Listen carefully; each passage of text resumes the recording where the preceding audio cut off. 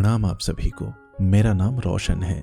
दोस्तों, आज मैं आपके लिए लेकर आया हूँ मशहूर कथाकार श्री विष्णु प्रभाकर जी की लिखी एक बेहद लोकप्रिय कहानी जिसका शीर्षक है एक धारा में।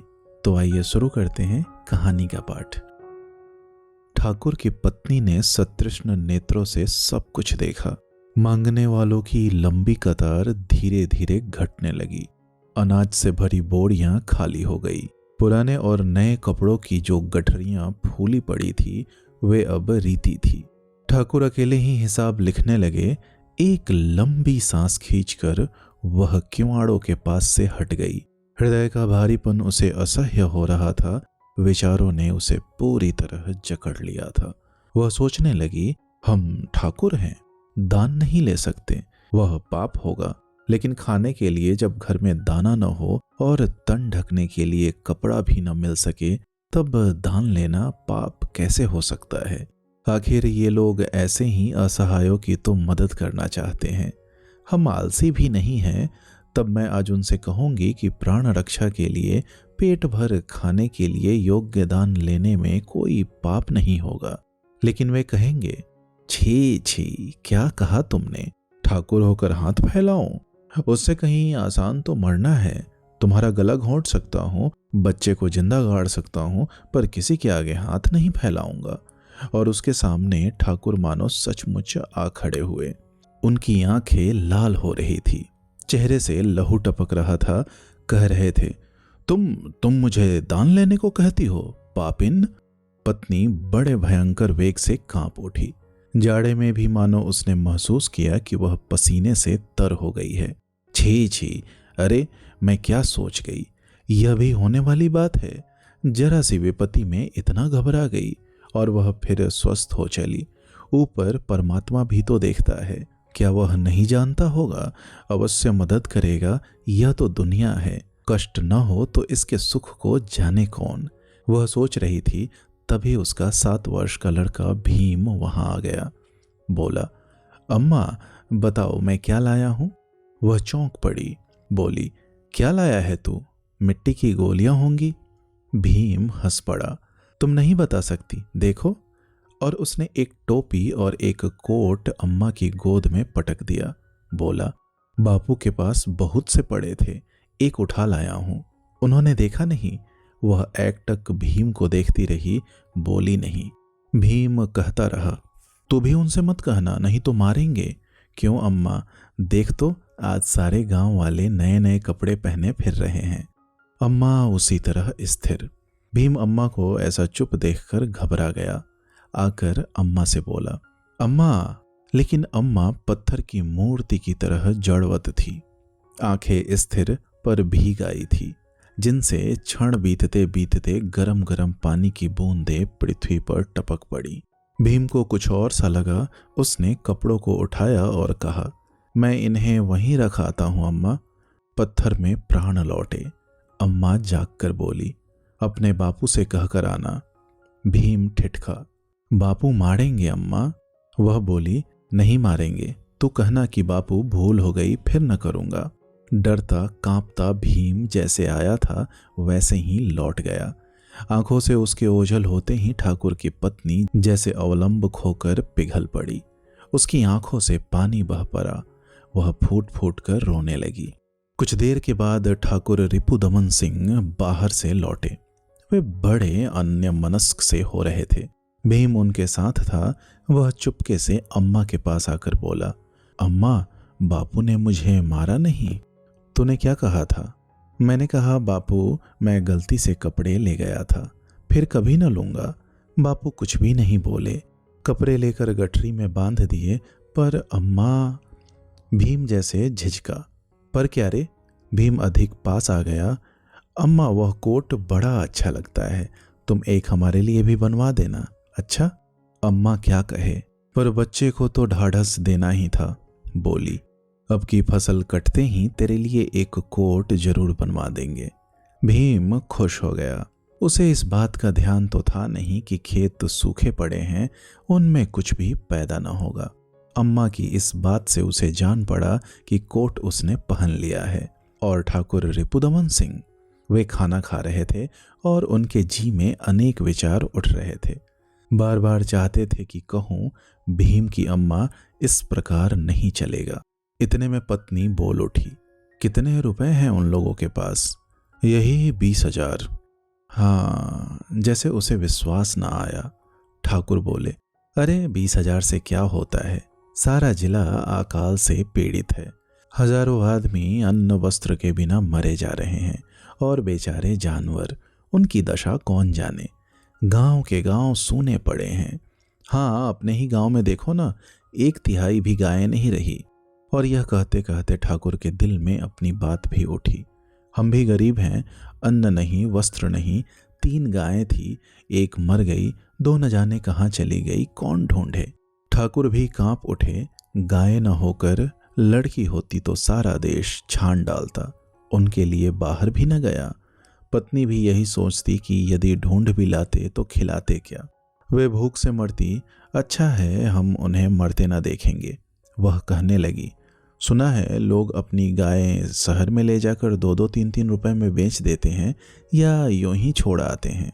ठाकुर बोले, हाँ, मुफ्त में भी तो लोग नहीं लेते हैं। सब गायें कसाईयों के हाथों पड़ती हैं। बोलते बोलते ठाकुर कांप उठे। हमारी गायें भी। पत्नी भी कांपी, हमारी गाय भी। तब ग्लानि, लज्जा और करुणा से दोनों के हृदय भर आए। पत्नी बोली, रोटी लाऊं? नहीं। और तब दोनों चुप, पर दोनों के हृदय में न जाने क्यों उमड़ घुमड़ कर प्रश्न पर प्रश्न करते चले गए। ठाकुर एकदम बोल उठे, भीम की बात सुनी तुमने? क्या? जैसे वह जानती ही ना हो। पहले उसका जी ललचाया होगा, एक कोट उठा लाया, फिर जाकर बोला, बापू गलती से एक कोट ले गया था, आखिर ठाकुर बच्चा है। कहते कहते ठाकुर गर्व से भरकर पिघल चले। आंखों में आंसू भर आए। पत्नी ने यह सब देखा। आत्माभिमान से उसकी छाती भी फूल उठी। वह बोली, कल के लिए अनाज नहीं है। ठाकुर जैसे चौंक पड़े। बोले, यह मेरे सोचने की बात नहीं है। पत्नी जैसे हंस पड़ी। और कौन सोचेगा? सुनो तो, भगवान सोचेगा। भगवान तो सभी के हैं। कितना अकाल पड़ा है, उन सब के लिए क्यों नहीं सोचते? सोचते क्यों नहीं? पूरा देश उनके लिए पागल है। वह भगवान की ही तो आज्ञा है। पत्नी के दिल में कहने को बहुत कुछ था, पर जानती थी कि वह तर्क में ठाकुर से जीतेगी नहीं। इसी से चुप हो गई। मन में उसने कहा, भगवान सोचे, यही तो मैं चाहती हूँ। उसी रात को ठाकुर सोते सोते चौंक पड़े। कल के लिए घर में अनाज ही नहीं है, तो मैं क्या करूं? और उन्होंने आंखें मीचकर करवट बदली, पर नींद बुलाने पर भी नहीं आई। फिर न जाने किसने कहा, तुम भूखे मर सकते हो, पर भीम है, उसकी माँ है। ठाकुर उठकर बैठ गए। उस निपट अंधेरी कोठरी में उन्हें न जाने क्या दिखाई देने लगा। उस स्याह अंधेरे में भी अनाज की अनेक बोरियां आकर बिखर गईं। किसी ने कहा, लो ठाकुर, तुम भी लो, तुम भूखे हो। नहीं नहीं, मैं दान नहीं लूंगा, मैं ठाकुर हूं। ठाकुर जैसे आप ही आप फुसफुसा उठे। यह दृश्य बदला और पत्नी की छाया मूर्ति पास आती दिखी।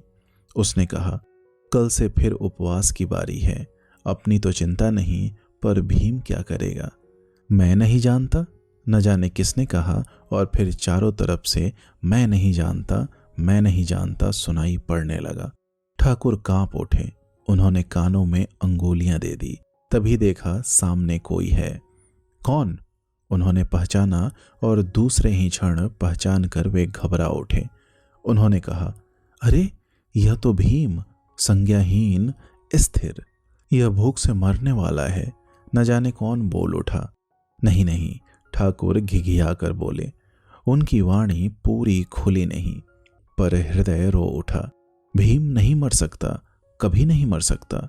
और जैसे वह दृश्य भी गायब हो गया। ठाकुर ने आंखें फाड़ फाड़ कर देखा, कुछ भी नहीं, केवल अंधकार, निपट काला अंधकार था। मानो उसी की साकार मूर्ति से वे बोल रहे थे। उनका मन बहुत भारी हो गया। पास की कोठरी में अनाज की बोरियां भरी है और मैं भूख की बात सोचता हूँ। न जाने कितनों को मैंने अन्न दिया। उन्होंने मुझे झुक झुक कर जुहार की, आशीर्वाद दिए, और मैं ऐसा हतभाग्य कि बेटे को भूख से मरते देखूं। उस लंबी सूची में एक नाम और जोड़कर तुम भी अन्न ले सकते हो, कौन देखता है? यह सोचते सोचते ठाकुर कांप उठे।